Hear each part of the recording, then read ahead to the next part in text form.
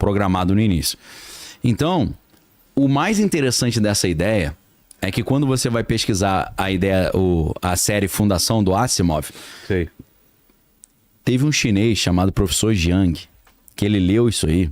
Por quê? Deixa eu contar rapidinho a história do Professor Jiang, que tá bombando aí na internet.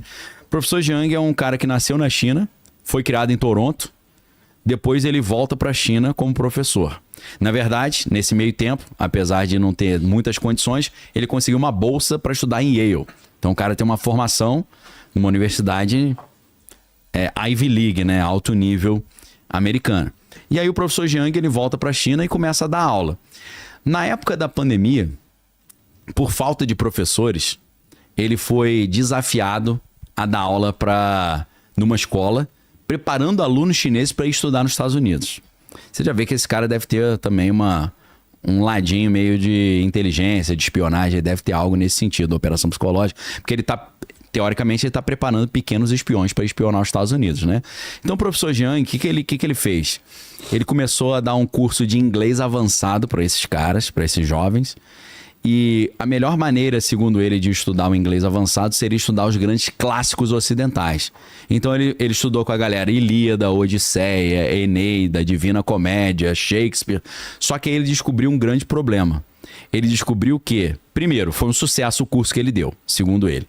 Só que ele descobriu que os alunos chineses, que eram alunos de alto nível, que estavam sendo preparados para fazer faculdade nos Estados Unidos, eles tinham uma deficiência de história geral. E essa deficiência de história geral impedia que eles tivessem contexto suficiente para entender as obras de literatura. O cara vai estudar Divina Comédia, mas ele não entende como é que estava a Itália na época do Dante Alighieri. Ele está estudando... Tem contexto. Não tem o contexto. Ele está estudando Ilíada e Odisseia, mas não sabe o que era Troia, como é que era a história da Grécia, né, e tal. Então, o que ele faz? Ele cria uma série de 60 aulas de história. Desde a era glacial até a queda do Império Americano. Então, nessas 60 aulas que ele grava no YouTube, ele começa a se inspirar no Asimov e no conceito de psicohistória, que é essa ideia de você estudar o passado para entender o presente e prever o futuro, e ele monta, trazendo para o conceito do Asimov de psicohistória, a ideia de teoria dos jogos do John Forbes Nash. E aí é lógico que eu vou ter que indicar um outro livro, outro filme, Mente Brilhante, com Russell Crowe. Mente Brilhante, lá do Russell. Uma Mente Brilhante. Bom pra caramba. Que é uma história verídica, né, do John Forbes Nash, que desenvolveu esse conceito aí da teoria dos jogos, que no final das contas às vezes você tem mais chance de ganhar quando você coopera com o seu inimigo do que quando você briga contra ele e quer eliminar o seu oponente. Quando você joga junto, né, a soma, em vez de ser soma zero, é ganha-ganha, né? Os dois ganham. Então, o professor Jiang, ele inventou algo novo nessas aulas de história e ele começou a prever o futuro com esses modelos de estudo da história. Esse cara previu a vitória do Trump, fazendo essa análise. Ele previu a guerra entre Israel e Irã, que nunca tinha acontecido desde 1948. Ele previu com 1 ano de antecedência. E é claro que esse negócio de falar as coisas antes delas acontecerem me atrai muito, porque eu tenho essa meta, né? Eu exercito isso. E ele tá na mesma opinião que eu agora, dizendo que a guerra entre os Estados Unidos e o Irã, que deu uma parada, vai voltar e vai voltar bem pior. Tá? Eu também sou dessa opinião, já tinha falado isso. Então o professor Jiang, ele desenvolve essa ideia de história preditiva. O nome do canal dele no YouTube é Predictive History. E ele começa a prever coisas que estão para acontecer. E ele começa a prever coisas assim bem estranhas. Quando o Trump começou a impor essas tarifas para todo mundo, e ele sempre traz Star Wars, isso que é legal, cara. O cara tá trazendo um chinês, trazendo Asimov, né? Senhor dos Anéis, ele sempre traz isso para conversa. Ele fez algumas comparações que me deram assim um insight muito legal para usar a ficção para tentar entender a realidade. A maneira como no Star Wars, principalmente na Ameaça Fantasma, que é o episódio 1, o então senador Sheev Palpatine monta um plano altamente maquiavélico para derrubar a República e instaurar um Império Sith. Como é que ele faz isso? Eles têm ali, a República tem uma área onde eles cobram impostos para financiar a República, mas eles têm áreas de livre comércio. E as áreas de livre comércio é onde a Federação do Comércio ganha uma fortuna e não paga imposto, que é tipo uma zona franca. Qual que foi a ideia do Palpatine? Instaurar uma guerra entre a Federação do Comércio e a República, influenciando a princesa Amidala a votar, todo mundo votar a favor de quê? Da imposição de tarifas. Entendeu? Acende alguma luz aí? Pintou alguma ideia? Então, como é que termina isso? Ele influenciando e manipulando todo mundo ali para aprovar isso, porque além de ser um senador da República, ele secretamente não só é um Sith, mas ele é também o grão-mestre da Ordem Sith. Ele é o chefão dos Sith, né? E ele usa a sua habilidade diabólica, usando o lado sombrio da força, para influenciar a República, na condição de senador, a impor as tarifas. Quando ele impõe as tarifas, a Federação do Comércio se levanta contra a República, tem uma guerra entre eles, e no meio dessa guerra, no meio do caos, ele ganha poderes de chanceler máximo da República. Ou seja, ele vira um super senador, como se fosse ali o tirano da República, que tem poderes excepcionais devido a um cenário excepcional, né? Muito parecido com o que a gente viu na série Dia Zero.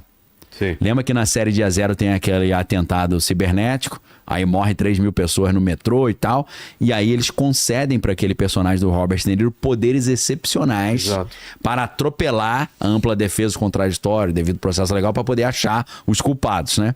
Então, o que ele faz nessa história toda? Ele não apenas vai devagarinho ascendendo ao poder, e aí ele vai perseguindo os Jedi, ele monta um plano para eliminar os Jedi, e de repente, quando a bomba estoura, ele dá o golpe e vira o Imperador Palpatine, e deixa de ser Imperador Palpatine, deixa de ser o Senador Palpatine e vira o Imperador Palpatine, que é Darth Sidious, né? É o nome dele, né? Como Lord Sith.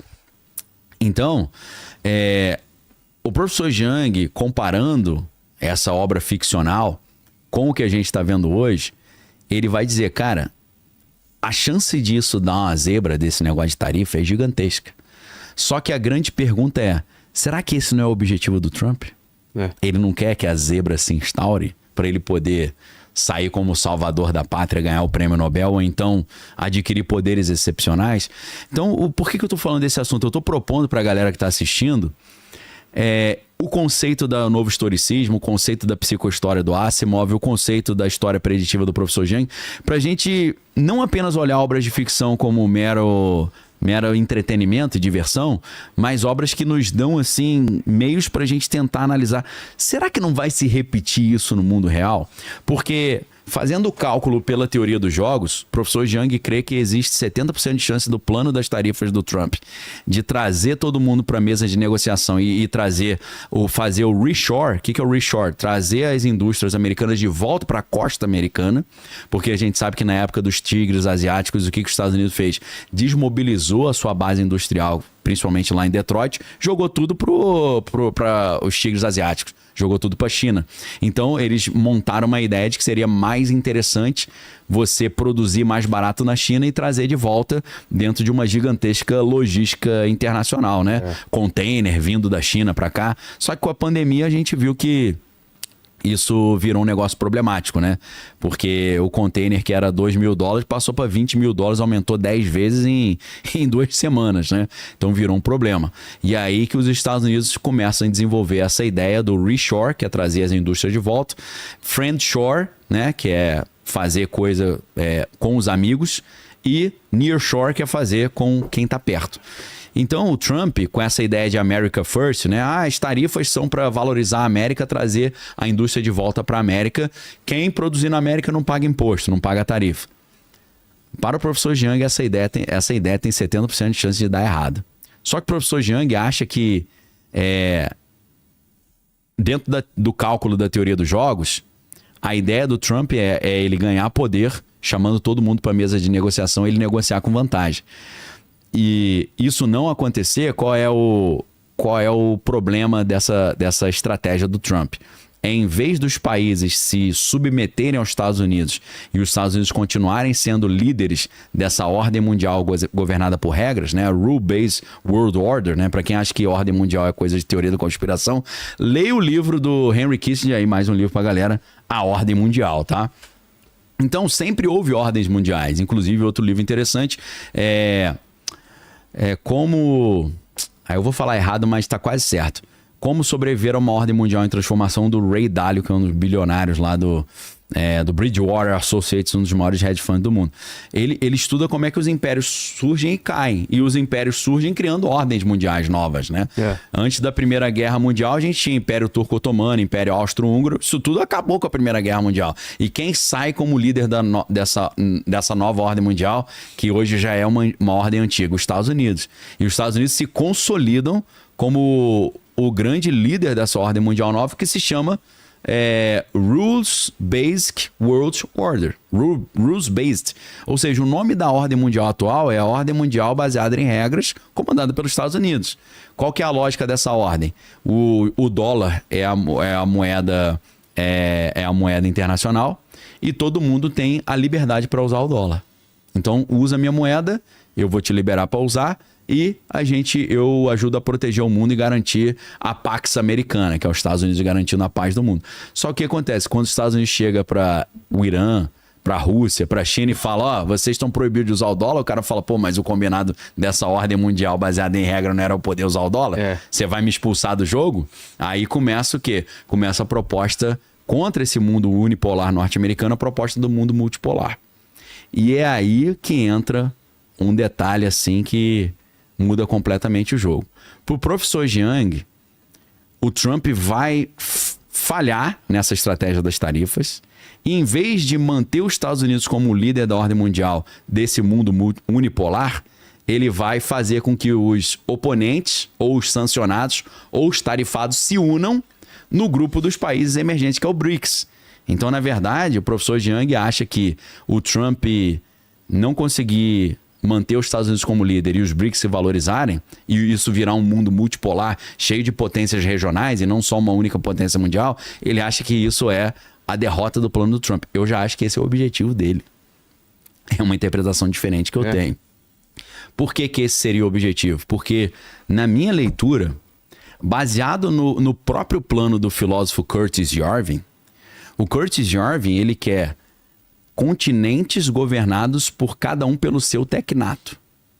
Então, no final das contas, quando eu disse que o Fórum Econômico Mundial, Elon Musk, todas essas ideias estão trabalhando para um único objetivo, eles estão trabalhando junto, instaurando o caos, para que a ideia de Estado-nação fique ultrapassada e eles montem continentes governados por tecnatos. E aí você se lembra de uma outra obra que hoje, obviamente, é fundamental, 1984, de Orwell. 1984, o que acontece? Uma guerra mundial acontece e dessa guerra mundial dos escombros surgem 3 grandes blocos. A Lestásia, a Eurásia e a Oceania. Esses 3 blocos são 3 grandes tiranias tecnocráticas, em que você tem 1% da população, que é o partido interno, você tem 9% da população, que é o partido externo, e aí você tem 10% do topo da pirâmide, e os outros 90% é a galera que não tem nada, mas é feliz. Pois é. Que é o projeto lá do Fórum Econômico Mundial. Então, se a gente sabe que o que essa galera do grupo Bilderberg pensa é que o progresso vem do choque dos opostos, o que eles estão promovendo é o choque dos opostos, a fragmentação do mundo em tecnatos regionais, um tecnato nas Américas, um tecnato na Europa, um tecnato na Ásia, um tecnato na África, só que todos eles interconectados, dominando a população, superando a democracia representativa pela ideia da tecnocracia, o melhor governa, e dizendo para a população, cala a boca, burro, se não obedecer não tem crédito social, não recebe a renda básica universal. O medo é esse. E aí que entra a filosofia, porque a filosofia, quando você tem uma filosofia ética e uma filosofia política, você tem espaço para simular essas coisas e colocar esse problema na mesa e falar, pessoal, será que a gente não está tentando resolver uma coisa ruim indo para uma coisa pior? Então, o que vai sobrar nesse mundo são só essas 3 coisas. Quem produz comida, a agricultura, vai dominar tudo. Quem domina a inteligência artificial e quem sabe a filosofia. É por isso que os bilionários estão ensinando só isso para as crianças. Então você que tem filho aí, começa a ensinar isso para o teu filho também. Começa a estudar sisteminha da Embrapa, permacultura, biodigestores, biodiesel, captação de água da chuva. Começa a procurar uma terrinha com uma uma nascente de água. Além disso, ensina filosofia pro teu filho e ensina inteligência artificial também. Quem não tiver nisso aí, meu irmão, vai ficar para trás e tá na chance de ser os outros 90 lá que não tem nada e vão achar que são felizes, mas vão ser, na verdade, completamente pau mandado do sistema. Onde entra o transhumanismo nisso daí? Então, plano, nesse o projeto? transhumanismo, obrigado por ter essa lembrança, né? E toda essa galera tem esse mesmo pensamento. É interessante a gente ver isso, né? A China, você tem a sociedade completamente tecnocrática. Ele não escolhe o líder é auto-intitulado. O partido escolhe. Eles têm um monitoramento total da sociedade com a tecnologia, reconhecimento facial, substituição do dinheiro físico pelo dinheiro digital. Isso é o que está sendo proposto na Europa e nos Estados Unidos e na América. Então você vê que esquerda e direita não importa muito aí. Tá todo mundo propondo a mesma coisa no final das contas. E também o transhumanismo. Onde é que entra o transhumanismo nisso? Quando o Elon Musk foi, alguns anos atrás, no Joe Rogan Experience, que é o podcast mais bombado do mundo, né? Foi vendido... Chegou a ser vendido para o Spotify por 250 milhões de dólares, mesmo valor que é mais de R$1 bilhão, né?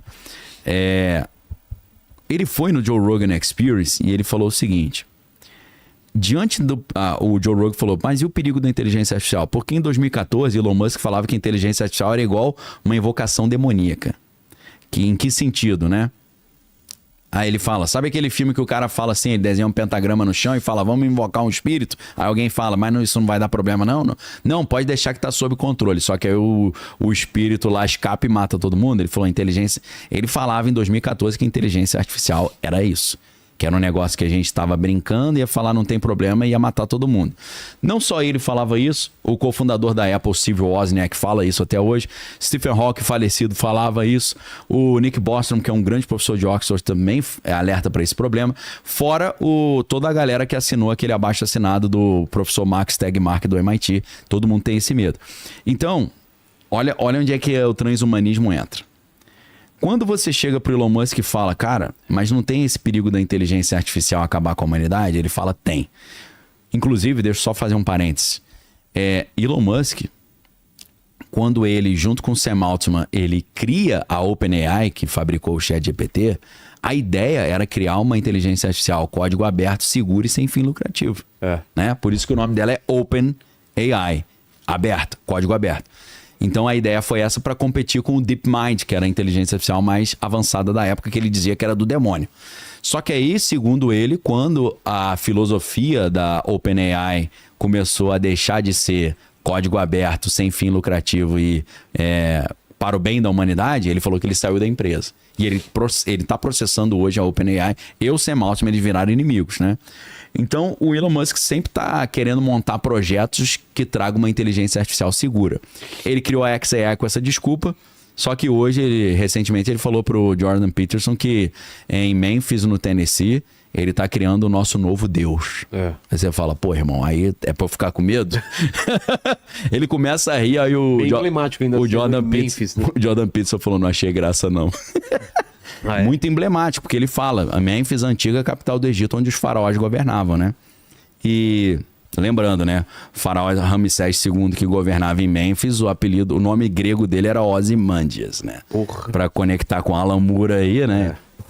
Aí mais outra dica, se você quiser ler, né? Watchmen, V de Vingança, O Monstro do Pântano, o livro Jerusalém, que é sensacional também, entre muitos outros. Então... quando você pergunta pro Elon Musk, mas não tem o perigo da inteligência artificial exterminar a humanidade? Ele fala, tem. Aí o Joe Rogan fala, e agora, qual é a solução? Ele fala, a solução é o merge, em inglês ele fala, é o merge scenario. Merge é fusão. Scenario é o cenário de fusão. Como assim o cenário de fusão? Aí ele fala, se você não consegue vencê-lo, junte-se a ele. Nós nos tornarmos máquinas também. Então a proposta do transhumanismo é colocada pelo Elon Musk como a única solução para a gente não ficar para trás e não ser destruído pela inteligência artificial. Entendeu? É virar meio máquina. É virar meio máquina. É unir a máquina ao ser humano e a gente ter algo além deles, que a gente vai ter a máquina e mais o humano. Só que você vira um ciborgue nessa história. Peter Thiel, ele tem dado entrevistas altamente preocupantes. Ele deu uma entrevista para o Hoover Institute, que ele já falava isso, e agora ele deu uma entrevista para o Ross Cutler, que é jornalista do New York Times. Essa entrevista está no YouTube. Eu ia falar que era incrível, mas é assustadora também. O Peter Thiel, ele fala o seguinte: quando Jesus fala, ele se diz cristão, né, o Peter Thiel. Quando Jesus fala de você nascer de novo e salvar a sua alma e passar por um novo nascimento, é uma espécie de transhumanismo. Então ele quer usar o cristianismo para defender o transhumanismo. E ele fala, eu não quero só trocar a minha alma, eu quero trocar o meu coração, meu rim, eu quero trocar até, ele fala, meus órgãos reprodutores, eu quero trocar tudo que eu quiser. Por quê? Aí ele fala o seguinte: lá em 1 Tessalonicenses 5:6, se eu não estou enganado, a gente lê o slogan do anticristo. O slogan do anticristo, esse bilionário que financia o Donald Trump falando isso, ex-sócio do Musk no PayPal. O slogan do anticristo é paz e segurança. Quando vocês ouvirem paz e segurança, virá repentina destruição. Então o que ele defende? Ele defende que os Estados Unidos precisam voltar a ter uma tecnologia que, em vez de fazer TikTok e rede social de dancinha, tem que investir pesadamente na associação entre tecnologia, inteligência artificial e guerra. Porque os Estados Unidos têm que se preparar para uma guerra para continuar se mantendo a potência global. Então a ideia é o quê? O governo americano dedicar fortunas para a guerra e o Vale do Silício comandar todo o projeto de guerra americano. É exatamente isso que eles estão fazendo.